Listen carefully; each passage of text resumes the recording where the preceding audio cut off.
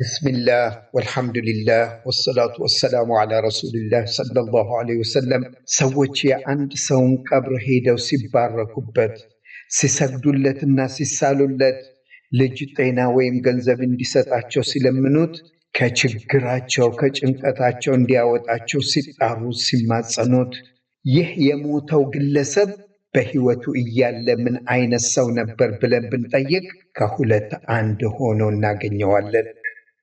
የመጀመሪያው አይነት ሟች አላህን በሚገባ ሲገዛ ከቢድዓና ከኹራፋት ርቆ በኪታብና በሱና ሲመራ ሰዎችንም ወደዛው ቀጥተኛ መንገድ እየተጣራ ያለ ወደ አኽራ ሄዶ ከጊዜ በኋላ ሰዎች በኢብሊስ እገዛ ያንን የአላህ ሰው ቀብሩን ቀስ በቀስ እንዲገዙትና እንዲያመልኩት ያደርጋቸዋል። ለዚህም ሩቅ ሳንሄድ የምንወስደው ምሳሌ የነቢዩላህ ኑህ ህዝቦች ናቸው። ወቃሉ ላ ተዘሩነ አሊሀተኩም አምላኮቻችሁን አትተው፣ ለነሱ ስትሉ ተጋደሉ፣ ተው አታምልኳቸው የሚሏችሁን እንዳሰሙ። ወላ ተዘሩነ ወደን ወላ ሱዋዕን ወላ የጉሰ ወየዑቀ ወነስራ ወደን ሱዋዕን የጉስንም የዑቅንም ነስርንም አትተው አሉ። እዚህ ውስጥ ስንት ሰዎች አሉ? 5 ሰዎች አሉ ማለት ነው። እነዚህ 5 ሰዎች የነቢዩላህ ኑህ ህዝቦች ሲገዟቸውና ሲያመልኳቸው የነበሩትን ሰዎች አስመልክቶ ሰይድና ኢብኑ አባስ ረዲየላሁ ዐንሁማ ሲናገሩ ሪጃል ሳሊሒን አሉ። እነዚህ 5ቱም ሰዎች ሳሊሕ የሆኑ ሰዎች በህይወታቸው እያሉ በአላህ ላይ ሳያሻርኩ አላህ ያዘዘውን ነገር እየታዘዙ አላህ የከለከለውን ነገር እየተከለከሉ አላህን እስከተገናኙ ድረስ በቀጥተኛው መንገድ ላይ የነበሩ ሰዎች ናቸው።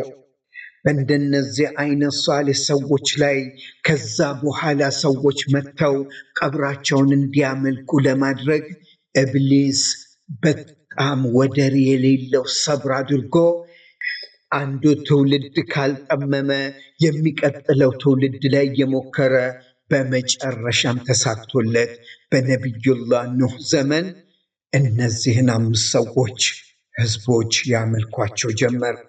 ሁለተኛው አይነት ሰው ደግሞ በህይወቱ እያለ የቁርአንን ተፍሲር ደስ ባለው መንገድ እየፈሰረ ከሱናው የሚመቸውን ወስዶ የማይመቸውን ትቶ በአውሊያዎች ተወሱል ማድረግ ይቻላል እያለ ኩራፋትን እያስተማረ ለራሱ ጠሞ ብዙ ሰዎችንም አጥሞ ወደ አኽራ ሲሄድ በእንደዚህ አይነቱ ሰው ቀብር ላይ ተበሩክ ማድረግ ለቀብሩ መስገድና ህዝቡ ለጉዳያቸው ድረሱልን ማለቱ ኢብሊስንም ከብዙ ድካም የሚያድነው የሽርክ ቅድመ ዝግጅት ትቶ የሚያልፍ አይነት ሰው መሆኑ ነው።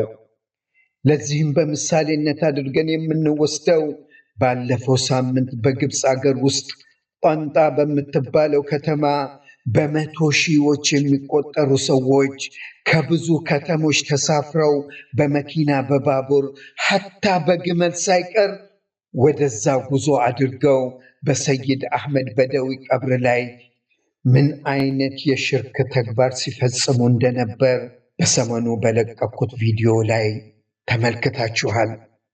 በአጭሩ ማን ነው ሰይድ አህመድ በደዊ?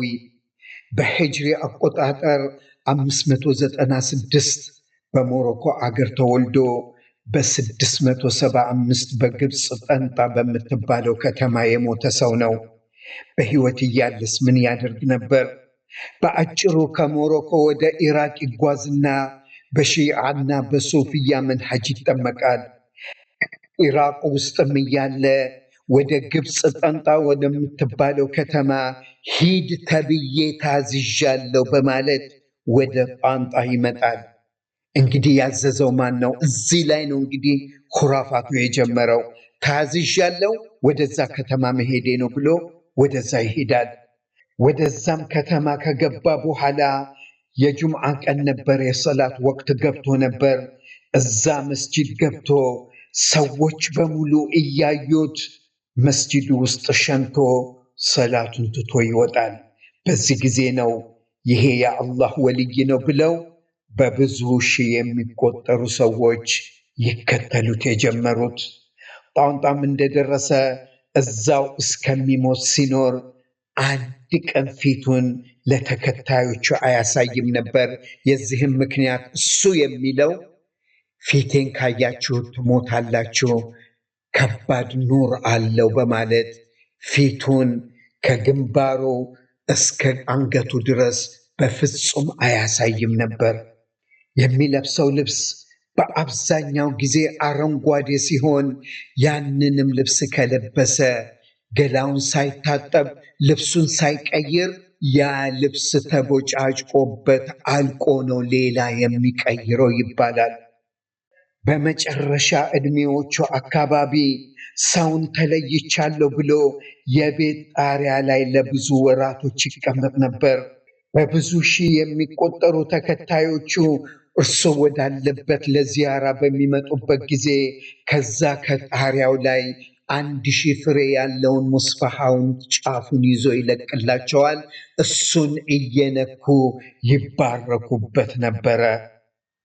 እዚህ ላይ በመጨረሻም እንግዲህ ላሰምርበት የምፈልገው ነገር ሰይድ አሕመድ በደዊ ከሞተ በኋላ ከብዙ ዓመታት በኋላ ሰውየው የሌለውን የወልይነት ባህሪ ይህንን አይነት ሙዕጅዛ ይህን አይነት ከራማ አለው ብለው በኪታብ እስከ መጻፍ ድረስ በአንድ ኪታብ ላይ አይደለም የተለያዩ የሱፊያ ተከታዮች ብዙ ኪታቦችን ስለ አሕመድ በደዊ ይሄ ከራማ አለው፣ ይሄ አይነት ሙዕጅዛ አለው፣ እንዲህ ያደርግ ነበር፣ እንዲህ ያደርግ ነበር እያሉ ይጽፉለታል።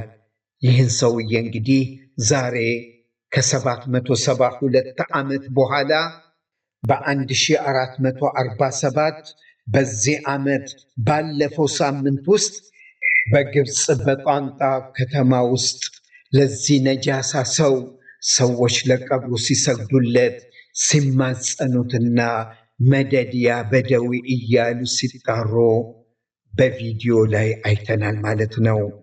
አላህ ስብሓንሁ ወተዓላ ቀጥተኛውን መንገድ ይምራን።